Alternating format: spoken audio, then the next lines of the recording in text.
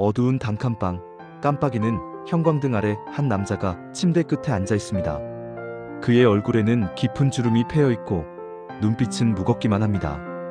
바닥에는 빨간 봉투들이 흩어져 있고 구석에는 아이들의 장난감이 쌓여 있습니다. 나는 평범한 CEO였습니다. 그의 목소리가 고요한 방 안에 울려 퍼집니다. 가족을 사랑했고 회사를 이끌었고 꿈도 있었습니다. 그런데 잠시 침묵이 흐른 뒤 그가 다시 입을 엽니다. 나는 70억을 잃었습니다. 전기요금 독촉장, 신용카드 청구서, 법원 서류들이 책상 위에 놓여 있습니다. 낡은 가방 하나, 몇 벌 안 되는 옷까지, 그리고 한때 성공을 상징했던 명품 시계 하나가 전부입니다. 이 남자는 불과 3년 전만 해도 자가는 아니었지만 강남의 고급 아파트에서 살았습니다. 두 아이의 든든한 아버지였고 직원 10명을 거느린 회사의 CEO였습니다. 그러나 지금은 모든 것을 잃고 이곳 단칸방에서 하루하루를 버텨내고 있습니다. 이 이야기는 실제로 있었던 일입니다. 한 남자의 진짜 기록입니다. 벽에 걸린 가족 사진을 바라보는 그의 눈에 눈물이 맺힙니다. 웃고 있는 아내와 아이들의 모습. 그때는 행복했습니다. 그때는 모든 것이 완벽했습니다. 하지만 이제 그 모든 것은 사라지고 없습니다. 어떻게 이렇게 되었을까요? 그가 스스로에게 묻습니다. 어떻게 한순간에 모든 것을 잃을 수 있었을까요? 그의 이야기는 이제 시작입니다. 욕망과 탐욕이 어떻게 한 사람의 인생을 파괴했는지, 그리고 그 절망의 끝에서도 다시 일어설 수 있는 인간의 의지에 대한 이야기입니다.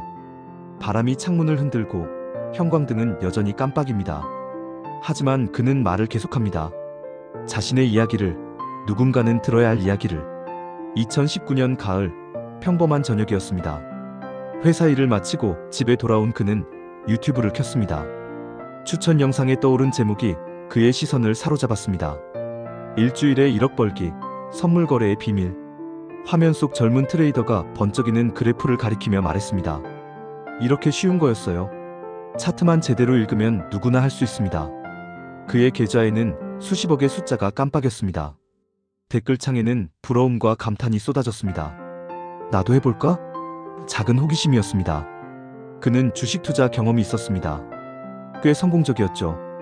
회사 자금 운용으로 몇 억씩 벌어본 적도 있었습니다. 선물 거래가 얼마나 다를까 싶었습니다. 첫 거래는 조심스러웠습니다. 1,000만 원으로 시작했죠. 하루 만에 200만 원을 벌었습니다. 이렇게 쉬워도 되나? 두 번째 거래에서는 500만 원을 벌었습니다. 세 번째에서는 1,000만 원을. 마치 게임처럼 느껴졌습니다. 하지만 시장은 호락호락하지 않았습니다. 어느 날 갑자기 시장이 급변했습니다. 코로나19로 인한 불확실성, 미중 무역 분쟁, 금리 인상 우려. 차트는 폭포수처럼 떨어졌습니다. 그의 계좌도 함께 떨어졌습니다. 이건 일시적인 거야. 그는 스스로를 다독였습니다. 곧 회복될 거야. 하지만 손실은 계속 늘어났습니다. 1,000만 원이 5천만 원이 되고 1억이 되고 3억이 되었습니다. 주식 투자와는 차원이 달랐습니다. 레버리지의 무서움을 뒤늦게 깨달았습니다. 밤마다 그는 차트를 붙잡고 앉았습니다. 수많은 책을 읽고 온라인 강의를 들었습니다. 기술적 분석, 펀더멘털 분석, 시장 심리학까지. 언젠가는 나도 저 자리에 설 수 있을 거야. 그의 눈에는 욕망이 타오르고 있었습니다. 가족들은 몰랐습니다. 아내도 아이들도. 그는 평소와 다름없이 회사에 나가고 저녁에는 가족과 시간을 보냈습니다. 하지만 마음 한편에는 항상 그 숫자들이 있었습니다. 빨간색으로 표시되는 마이너스 숫자들이. 10억의 손실. 그것은 시작에 불과했습니다. 2022년 여름, 모든 것이 바뀌었습니다. 마치 마법처럼 그의 계좌는 초록빛으로 물들기 시작했습니다. 하루에 5천만 원, 다음 날에는 8천만 원, 그 다음 날에는 1억 2천만 원. 숫자들이 쏟아져 내렸습니다. 드디어 찾았다. 그가 중얼거렸습니다. 내가 원하던 길을. 차트 패턴이 보이기 시작했습니다. 시장의 흐름이 손에 잡히는 것 같았습니다. 마치 자신만이 알 수 있는 비밀 코드를 해독한 기분이었습니다. 휴대폰에는 알림이 끊이지 않았습니다. 수익 알림, 온라인 커뮤니티에 관심. 형님, 어떻게 하신 거예요? 비법 좀 알려주세요. 그는 이제 더 이상 초보자가 아니었습니다. 첫 번째 대회 입상. 한 달 수익률 700%. 두 번째 대회에서도 2등. 세 번째에서는 당당히 1등을 차지했습니다. 그렇게 함께 찾아온 것은 인정이었습니다. 이제 나도 성공한 트레이더가 되는 거다. 거울 속 자신을 바라보며 그는 확신했습니다. 한때의 10억 손실은 이제 웃어넘길 수 있는 추억이 되었습니다. 그것은 성공을 위해 치러야 했던 수업료였을 뿐이었습니다. 연속 5회 입상. 그는 그 모든 것을 즐겼습니다. 계좌 잔고는 27억을 넘어섰습니다. 1년 전의 절망적인 상황을 생각하면 믿기지 않는 반전이었습니다. 가족들에게는 여전히 비밀이었지만 그는 이미 머릿속으로 계획을 세우고 있었습니다. 새집, 아이들 교육비, 아내에게 줄 선물들. 하지만 무엇보다 중요한 것은 자존심이었습니다. 한때 실패자라고 자신을 규정했던 그는 이제 당당한 성공자가 되어가고 있었습니다. 시장이 그것을 증명해 주었습니다. 숫자가 그것을 말해 주었습니다. 이제 시작이야. 그는 더 큰 꿈을 꾸기 시작했습니다. 30억, 50억, 100억. 불가능해 보이지 않았습니다. 그에게는 재능이 있었고 운도 따랐습니다. 세상 모든 것을 가질 수 있을 것 같았습니다. 하지만 그는 몰랐습니다. 행운의 여신이 얼마나 변덕스러운지를. 3억만 더 벌면 30억이다. 그는 부동산 앱을 열었습니다. 강남 아파트, 평수 40평대, 30억. 평생 월세로만 살아온 가장에게 내 집은 꿈이었습니다. 이제 그 꿈이 손에 닿을 듯 가까이 와 있었습니다. 아이들이 뛰어노는 넓은 거실을 상상했습니다. 아내가 좋아할 인테리어, 아이들 각자의 방, 탁 트인 한강뷰까지. 조금만 더. 그의 눈에는 집에 대한 간절함이 타오르고 있었습니다. 하지만 시장은 그의 마음과 달리 움직였습니다. 3억을 더 벌기 위해 더 큰 포지션을 잡았습니다. 확실한 패턴이야. 차트를 분석하며 그는 확신했습니다. 지금까지 맞춰온 예측들이 그 확신을 뒷받침했습니다. 첫 주는 순조로웠습니다. 1억 수익. 다음 주에도 8천만 원. 목표까지 1억 2천만 원만 남았습니다. 이번 주면 끝이야. 그는 더욱 과감해졌습니다. 포지션을 2배로 늘렸습니다. 그런데 갑자기 시장이 뒤바뀌었습니다. 예상과 정반대로 움직이기 시작했습니다. 일시적인 조정이야. 그는 포지션을 유지했습니다. 하지만 손실은 눈덩이처럼 불어났습니다. 3억, 5억, 10억. 복구하자. 그의 머릿속에 한 가지 생각만 맴돌았습니다. 손실을 인정할 수 없었습니다. 지금까지 이뤄온 모든 것을 포기할 수 없었습니다. 그는 더 큰 베팅을 했습니다. 복구 트레이딩의 시작이었습니다. 한 번만 맞추면 돼. 승부수였습니다. 차트를 보며 그는 기도했습니다. 가족의 얼굴이 떠올랐습니다. 새 집에서 웃고 있는 아이들의 모습이. 하지만 시장은 무자비했습니다. 단 2주 만에 모든 것이 사라졌습니다. 6개월간 쌓아올린 27억의 수익, 그동안의 노력과 성취, 자존심과 꿈까지 모든 것이 흔적도 없이 증발했습니다. 휴대폰 화면에 뜬 숫자는 믿을 수 없었습니다. 마이너스 13억. 이제 빚쟁이가 되었습니다. 이게 진짜야? 그는 몇 번이고 앱을 껐다 켰습니다. 하지만 숫자는 변하지 않았습니다. 집으로 가는 길, 그의 다리는 떨렸습니다. 어떻게 가족들에게 말해야 할까요? 어떻게 이 상황을 설명해야 할까요? 하지만 무엇보다 견디기 힘든 것은 자기 자신이었습니다. 성공한 트레이더라고 믿었던 자신이 이제는 완전한 실패자가 되어 있었습니다. 다시 할 수 있어. 다시 벌면 돼. 그는 스스로를 다독였습니다. 하지만 13억의 빚은 시작에 불과했습니다. 복구에 대한 강박은 더 큰 재앙을 불러왔습니다. 먼저 지인들에게 손을 내밀었습니다. 사업 자금이 급해서. 거짓말이었습니다. 친구들은 의심 없이 돈을 빌려주었습니다. 5천만 원, 1억, 2억. 그 돈은 곧바로 선물 계좌로 들어갔습니다. 은행 대출도 받았습니다. 회사를 담보로, 개인 신용으로. 대출 상담사가 묻기 시작할 때까지 그는 계속 빌렸습니다. 곧 갚을 거야. 한 번만 맞추면 다 해결돼. 하지만 시장은 냉혹했습니다. 복구 트레이딩은 마약과 같았습니다. 한 번 시작하면 멈출 수 없었고 용량은 점점 늘어났습니다. 13억 손실이 20억이 되고 30억이 되었습니다. 컴퓨터 화면은 붉은색으로 물들었습니다. 마이너스 수익률 마이너스 300%, 마이너스 500%, 마이너스 800%. 숫자는 더 이상 의미가 없었습니다. 그의 눈에는 숫자가 아니라 절망만 보였습니다. 밤잠을 잘 수 없었습니다. 새벽까지 차트를 보는 것이 일상이 되었습니다. 머리카락이 빠지기 시작했고 체중도 10kg 가까이 줄었습니다. 아내가 걱정했지만 그는 회사 일이 힘들어서라고 둘러댔습니다. 회사는 이미 파산 직전이었습니다. 은행, 카드사 및 지인들의 독촉 전화가 쏟아지기 시작했습니다. 그는 더 이상 친구들도 볼 수 없었습니다. 2023년 겨울, 손실 총액 70억 원. 그는 자신의 계좌를 바라보며 경악했습니다. 어떻게 이런 일이 가능할까요? 3년 전만 해도 200억대 매출에 성공한 CEO였는데 이제는 70억의 빚쟁이가 되어 있었습니다. 나는 괴물이고 쓰레기다. 거울 속 자신을 보며 그는 중얼거렸습니다. 가족을 배신했고 친구들에게 약속을 못 지켰고 회사를 망쳤습니다. 그는 더 이상 인간이 아닌 것 같았습니다. 강남의 아파트는 사라졌습니다. 경매 딱지가 붙었고 가족은 짐을 싸야 했습니다. 아이들이 물었습니다. 아빠, 왜 이사해야 해? 그는 대답할 수 없었습니다. 목이 메어 말이 나오지 않았습니다. 새로 이사한 곳은 단칸방이었습니다.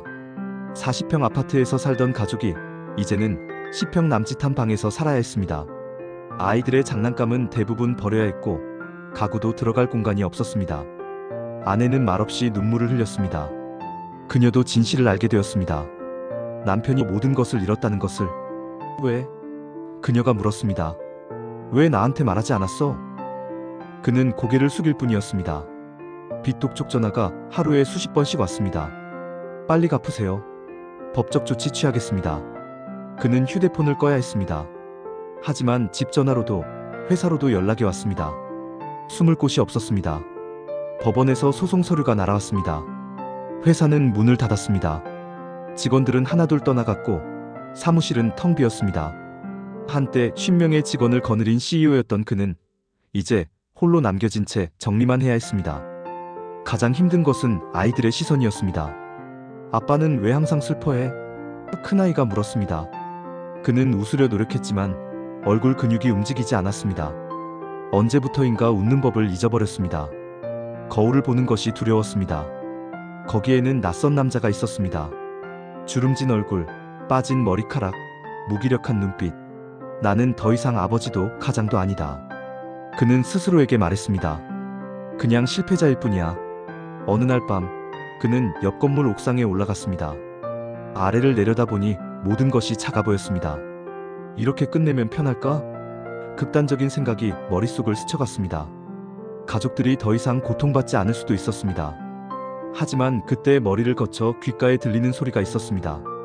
어제 저녁 아내가 아이들에게 동화책을 읽어주는 소리였습니다. 그 목소리는 여전히 따뜻했습니다. 그 순간 그는 깨달았습니다. 자신이 죽는다고 해서 문제가 해결되지 않는다는 것을. 아직 한 줄기 끈이 그를 붙잡고 있었습니다. 그 끈은 바로 가족이었습니다. 비록 자신은 모든 것을 잃었지만 가족만은 지켜야 했습니다. 어떻게든 살아남아서 다시 시작하자. 절망의 끝에서 그는 결심했습니다. 이제 CEO가 아니었습니다. 하지만 아직 두 손은 있었습니다. 일할 수 있는 몸도 있었습니다. 첫 번째 일은 대리기사였습니다. 밤 10시부터 새벽 4시까지 술 취한 손님들을 집까지 데려다주는 일이었습니다. 어디로 가세요? 정중하게 물으며 그는 시동을 걸었습니다. 한때 자신도 이런 서비스를 이용했었는데 이제는 제공하는 입장이 되었습니다. 낮에는 퀵 서비스를 했습니다. 오토바이를 타고 서울 시내를 누볐습니다. 무거운 짐을 나르고 서류를 배달하고 음식을 배달했습니다. 비가 와도 눈이 와도 멈출 수 없었습니다. 하루 벌어야 하루를 살 수 있었으니까요.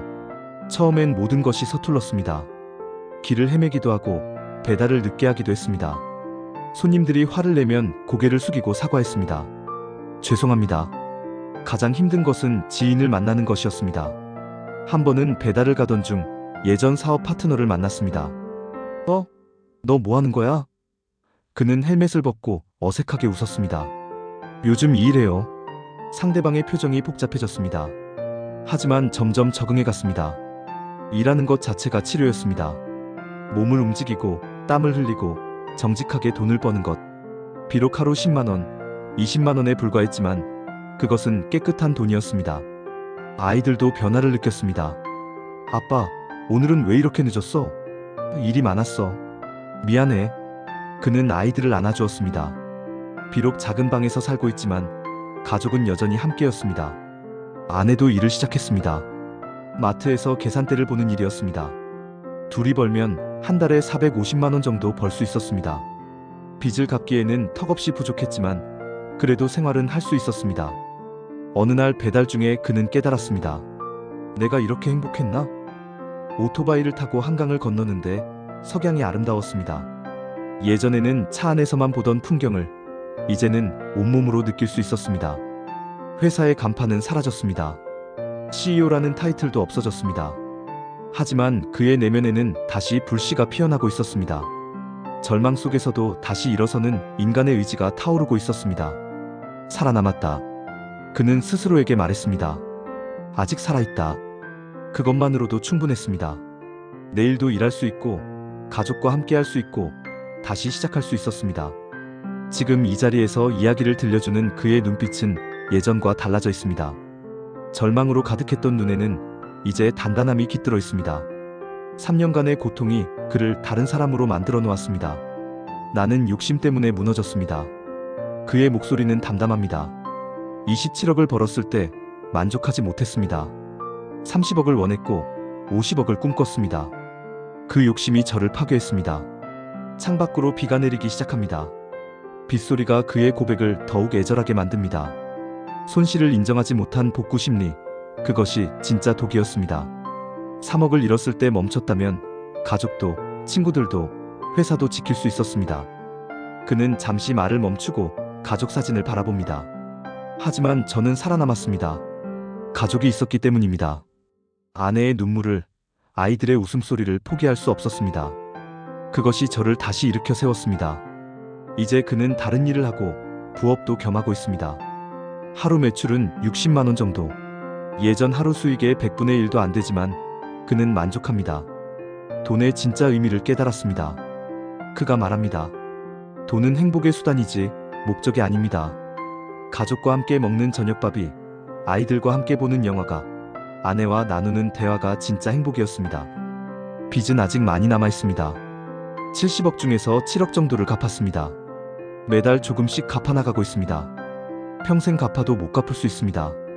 하지만 포기하지 않겠습니다. 제가 만든 빚이니까요. 그는 이제 다른 사람들에게 자신의 이야기를 들려줍니다. 투자 강의가 아닙니다. 경고의 메시지입니다. 특히 선물 거래, 레버리지 투자는 한순간에 모든 것을 앗아갈 수 있습니다. 복구 트레이딩을 절대 하지 마세요. 그의 목소리에 힘이 들어갑니다. 손실을 인정하는 것이 용기입니다. 더 큰 손실을 막는 유일한 방법입니다. 저처럼 되지 마세요. 아이들은 이제 아버지를 다시 존경합니다. 비록 가난하지만 정직하게 사는 아버지를 다시 시작하려 합니다. 그가 마지막으로 말합니다. 70억의 빚쟁이에서 시작해서 언젠가는 모든 빚을 갚고 다시 가족들에게 좋은 아버지, 좋은 남편이 되겠습니다. 그것이 제 새로운 꿈입니다. 창밖에 비가 그쳤습니다. 구름 사이로 햇살이 비춥니다. 그의 얼굴에도 희망의 빛이 스며듭니다. 인생은 한 번의 실패로 끝나지 않습니다. 포기하지 않는 한 언제든 다시 시작할 수 있습니다. 화면이 서서히 검게 변합니다. 하지만 그의 목소리는 계속 들립니다. 이 이야기를 듣는 모든 분들께 부탁드립니다. 욕심을 조심하세요. 가족을 소중히 하세요. 그리고 무엇보다 살아있다는 것에 감사하세요. 마지막 자막이 떠오릅니다. 이 이야기는 실화입니다. 욕심은 인생을 파괴할 수 있습니다. 하지만 인생은 언제든 다시 시작할 수 있습니다. 포기하지 않는 한. 그의 메시지는 오랫동안 마음에 남을 것입니다. 한 남자의 실패와 좌절, 그리고 다시 일어서는 용기에 대한 이야기로